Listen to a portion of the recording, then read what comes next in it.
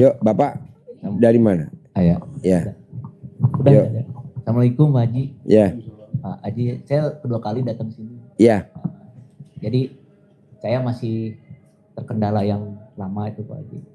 Yang apa? Saya investasi kan dengan rumah saya lah dianggunkan gitu istilahnya sama teman untuk bisnis tambang nikel. Nah itu sampai sekarang. Bapak minjem duit di bank? Saya nggak minjem. Jadi? Yang minjem. Hah? Temennya yang minjem, artinya pinjem sertifikat saya lah. Kenapa dipinjemin? Nah itu. Gobloknya lu. Orang rumah dipinjemin. Misalkan kayak dia nih mau usaha tambang nikel. Terus saya pinjemin rumah saya. Buat usaha tambang dia. Yang goblok saya. Iya. Namanya orang paling goblok. Iya. Duit gak ada saudaranya, Pak. Nggak ada. Terus sekarang pertanyaannya apa? Jadi teman saya tuh sekarang tuh ternyata banyak hutangnya Pak Haji. Ya iyalah Pak. Gitu. Nah sekarang saya. Pokoknya gini Pak. Orang yang datang ke kita, ngerengek ngajakin kita join, pasti kita mau dijorokin ke dalam jurang utang. Betul. Saya ngerasain. Jadi kalau ada tamu datang, temen, nggak ada temen. Nah itu temen deket banget Pak. Orang yang nusuk kita tuh orang deket. Misalkan gue deket sama dia nih, dia yang nusuk gue pasti, nggak mungkin orang jauh. Kan yang kenal dia, ya dia yang nusuk gue. Kalau dia nggak mungkin kan jauh. Iya. Udah jangan. Ya itu Pak Haji. Pertanyaannya? Ya saya ingin lepas dari itu sebetulnya. Pengen, udahlah saya pengen gimana ya? Nih. Saya maksudnya? pengen. Berulang setelah itu ketemu lagi baru sekali. Iya. Berapa kali lah. Minta lagi. Terus temannya kan nitip tuh 3,5. Nitip uang 3,5 dikasihin ke orang yang baru. Iya. Si temannya itu tiap bulan minta 25 juta. Pertanyaannya? Iya maksudnya. Tadinya mau jadi si aset yang saya itu tadinya mau di take over lah sama orang ini gitu biar saya dapat cashnya aja. Saya akhirnya ngerelain rumah sebetulnya gitu. Terus kita beli. Dianya punya uang nggak? Dianya kan nggak ada uang. Gimana mau take over? Itu yang tadi modal 350 itu Pak.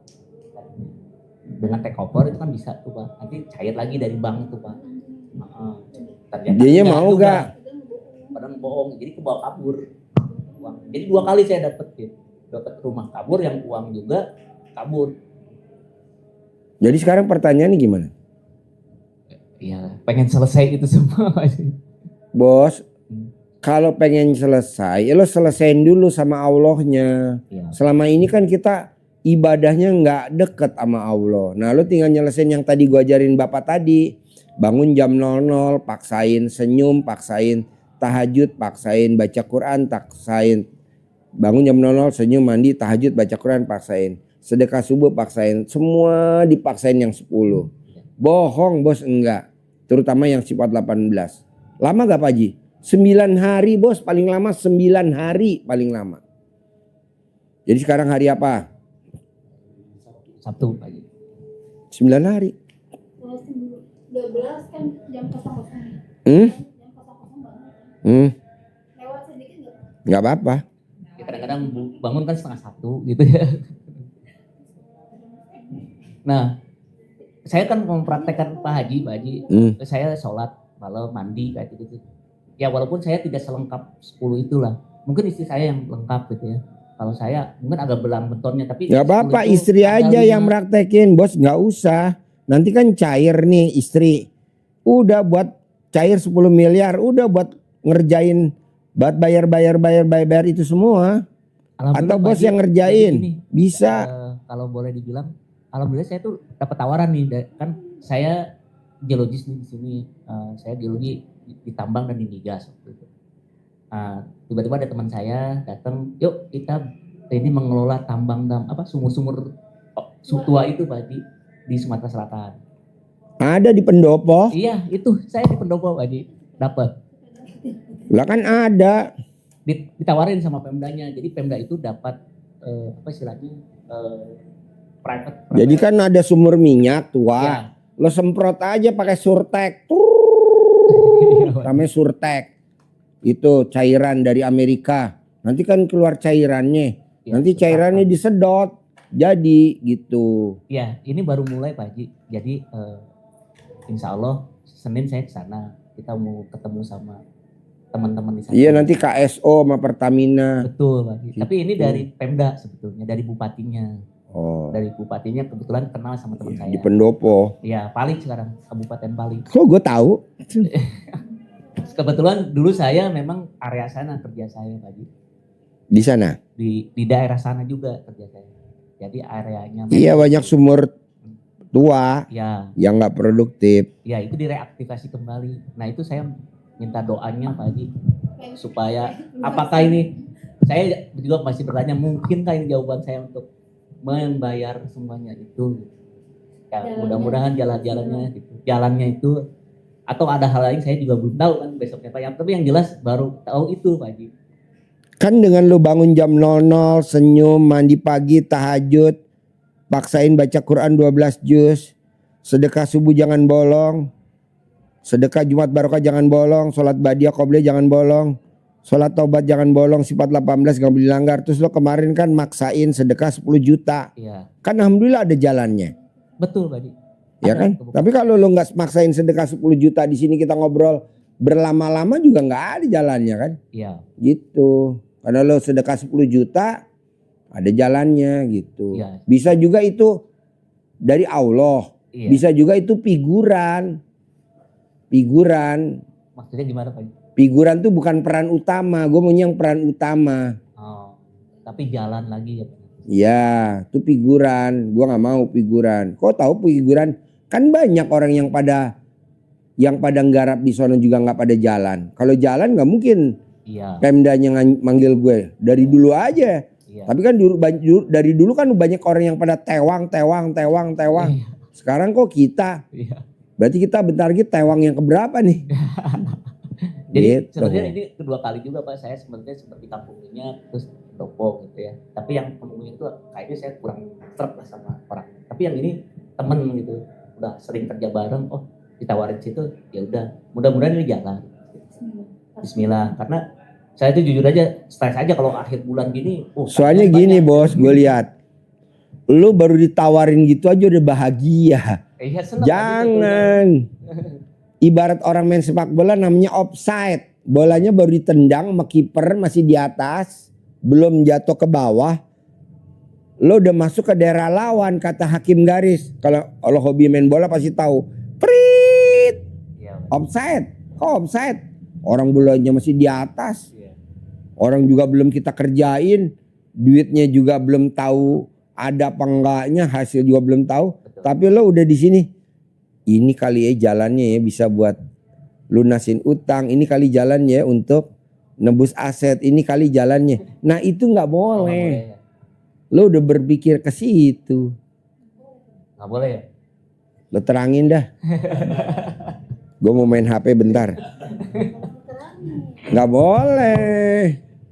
Iya, jadi kita sudah merencanakan, sudah berharapnya sangat jauh, sangat tinggi, berestimasi terlalu besar. Jadi kita sudah ngeplot. Kenapa Pak Haji selalu mengingatkan kita jangan menjadi Tuhan kecil, jangan terlalu berharap, ngeplot, merancang-rancang. Kita banyak berharap, pasti akan siap-siap banyak kecewa. Dan itu secara syar'inya kita memang tidak boleh untuk selalu bernazar. Janji itu kan nazar. Ya. Nanti kalau ini proyek ini jalan, akan saya bayar, akan saya beli ini, akan saya tebus. Itu berarti kan sudah janji, sudah nazar. Dan nazar itu sama dengan hutang. Dan itu wajib ditunaikan. Sementara kita belum tentu itu dapat. Tapi kita sudah bernazar. Sudah memperbanyak, menambah hutang-hutang yang non fisik. Hutang-hutang janji kita sudah banyak nazar. Dan itu nanti kalau kita lupa menunaikan, kita punya hutang, punya beban. Kalau kita tidak bisa menunaikan, namanya nazar itu harus membayar dam, harus membayar denda. Maka tidak boleh kita untuk ngeplot, ya istilah yang paling gampang ya Pak Haji tadi itu, offset. Kita mengerjakan yang bukan belum wilayah kita. Kalau kita berbuat ya sudah berbuat. Oh ini ya, itu harusnya menambah keyakinan Bapak Ibu untuk mengerjakan yang apa diajarkan Pak Haji sebulan yang lalu. Ya sebulan yang lalu ya. Iya. Hampir sebulan yang lalu berdua di sini diajarin untuk mengeluarkan Khodamnya dulu yang ada di Bapak waktu itu dikeluarkan, karena itu menjadi gangguan. Bisa jadi nanti Bapak sudah di sana masuk lagi perangkap. Lihat begini, Bapak, wah ini Pak Haji sampaikan tadi apa namanya? Figuran. Jadi Bapak sudah terlalu berestimasi, ternyata di sana nanti jeblos lagi, lobang lagi. Nah, ini yang harus tetap mendekat ke Allahnya, yang menambah deket, tambah deket, tambah deket, tambah deket, tambah yakin, tambah yakin, tambah yakin. Karena apa? Oh, dengan saya menjalani yang diajarkan Pak Haji dengan bangun jam 00, senyum, mandi, pandan, jam 00, sholat tahajud witir, baca Quran maksimal, syukur tembus 12 juz, sedekah subuh jangan bolong seberapapun. Gitu kan diajari kan seberapapun. Kenapa harus seberapapun sedekah subuhnya? Supaya malaikat yang doanya negatif ke kita itu enggak sempat berdoa, karena doanya negatif, jelek ke kita. Nah ini kita tutup dengan apa? Sedekah subuh. Sehingga yang keluar ke kita apa? Malaikat yang mendoakan ke kita, Allah ganti sedekahnya. Saya ngerinya gini Pak. Ada penceramah yang terkenal tuh di Jawa Timur tuh, di Blitar, namanya Gus Idam. Iya. Gus Idam dia nanam cabe. Baru ditancepin cabenya, Gus Idam udah ngomong begini. Nanti kalau panen mau ganti HP. Panen belum, cabenya baru ditancap kebanjiran. Iya. Kan ini mirip-mirip Bapak juga. Iya. Nggak boleh. Iya, Pak. 1, 2, Gus Idam ngaji di pelosok Kediri. Kata temennya, ngapain lo ngaji? Mendingan kerja. Nih gue kerja nih, lihat nih bisa punya mobil nih, ini. Tergiur juga Gus Idam tuh penceramah. Tergiur juga kata Gus Idam. Ya. Tapi dia lawan, enggak, gue mau ngaji. Gue mau ngabdi sama kiai. Walaupun dia jadi supir anaknya yang sepantaran sama dia, tapi mengabdi. Alhamdulillah sekarang Gus Idam kaya raya luar biasa. Mobilnya banyak, duitnya banyak, semuanya banyak. Nah yang kerja, ya begitu-gitu aja. Nah maksud saya, karena Bapak udah pernah kaya, udah pernah punya aset, udah pernah punya duit, udah pernah megang duit banyak, udah pernah cair duitnya banyak dari pesangon, dari pinjaman, maksud saya udah pernah semuanya. Ya. Cukup. Ini mau datang lagi yang lebih gede lagi. Kenapa Bapak enggak tawadu ke Allahnya tuh konsisten? Jadi jangan kegoda dulu. Gitu maksud saya. Jadi Bapak bangun jam 00 paksain, oke lah gue ke pendopo. Tapi gue tetap kerjain ini ilmu RDAY. Iya. Nah, bangun, tetap gue baca Quran, tetap dikerjain. Nah gue baru setuju. Tapi kalau lu nya kesono, sibuk, capek. Bangun jam 00 gak bisa, senyum gak bisa, mandi gak bisa, tahajud gak bisa, baca Quran gak bisa, sedekah subuh gak bisa, sedekah Jumat Barokah gak bisa, sholat badiah qobliyah gak bisa, sholat taubat gak bisa, sifat 18 banyak dilanggar karena ada di perjalanan di sana. Bapak nanti masuk lagi perangkap lagi. Yang ketiga, yang keempat, yang kelima. Gitu. Gitu loh bos. Kalau terbaik mah pasti ada pak. Nggak mungkin enggak. Contoh nih pak. Dulu kita pernah punya duit. Ketipu. Nanti ada duit lagi yang baru lagi. Nanti kita salah investasi. Nanti ada duit lagi yang baru lagi. Contohnya kayak kita makanan di kulkas. Aduh makanan kulkas gua habis. Apa nanti yang udah dimakan sama tetangga kita masuk lagi? Enggak, ada lagi yang baru lagi. Jadi nanti ada lagi yang baru lagi. Tenang aja. Pasti ada lagi. Nggak mungkin duit yang dimakan sama teman bapak balik lagi. Nggak mungkin. Iya. Nggak mungkin. Dan jangan berharap itu. Karena itu udah busuk. Nanti maunya saya, bapak, ibu, anak masuk surga. Yang nakalin bapak masuk neraka jahanam. Sekeluarganya. Kalau bininya 2 masuk neraka sama bini-bininya. Kalau bininya 5 masuk neraka sama bini-bininya 5. Kalau yang perempuan punya istrinya 2 kali masuk neraka dua-duanya. Kalau bininya tukang kawin 6 yang masuk neraka jahanam. Bapak masuk surga. Kok gitu Pak Haji? Banyak tamu RDA yang begitu Pak. Banyak alasannya belum punya uang, alasannya belum bisa bayar karena ini karena itu. Biasalah, tapi biarin. Lebih baik kita masuk surga. Lu sekeluarga masuk neraka jahanam. Bini lu berapa? 6. Masuk lu sama bini-bini lu 6. Laki lu berapa? 2. Masuk lu sama laki-laki lu sama anak lu gitu aja. Kok kejem Ji? Ya kalau gak digituin dia gak mau bayar. Orang dia punya duit. Nah bapak lakuin itu. Jadi bapak gak usah ditagih. Bapak dengan lakuin ilmu RDAI nanti ada rezeki yang baru kayak kulkas. Nih kayak nih makanan busuk. Nanti ada lagi yang baru lagi. Tenang aja kayak kulkas, makanan di kulkas. Amin. Kayak makan nih, kayak saya makan nih. Habis. Ntar datang lagi ada makanan. Tenang aja. Nggak dimakan pun nanti ada yang ganti. Kita kan nggak mengharapkan duit kita yang di luar bakal balik. Nggak mungkin.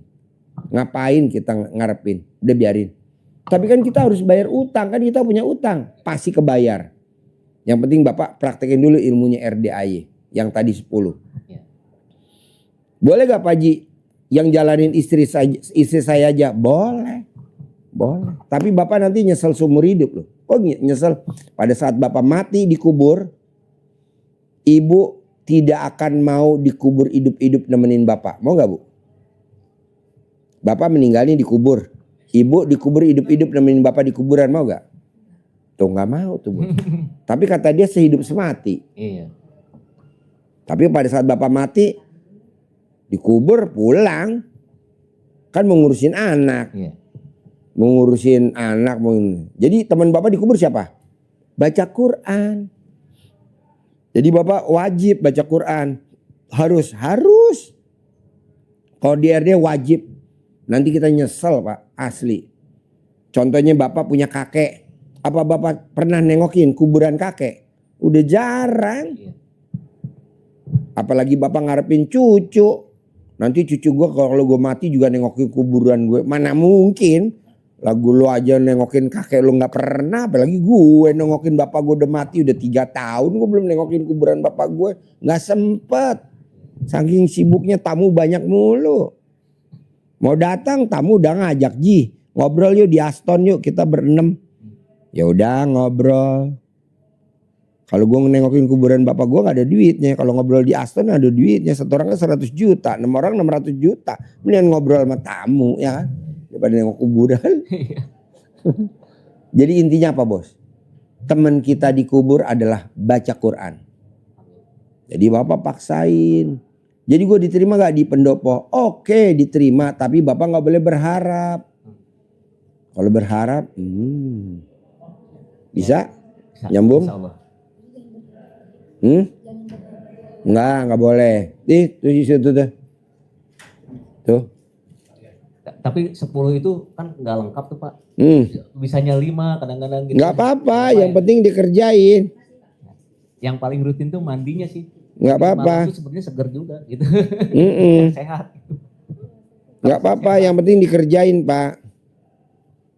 Nggak apa-apa, yang penting dikerjain. Iya.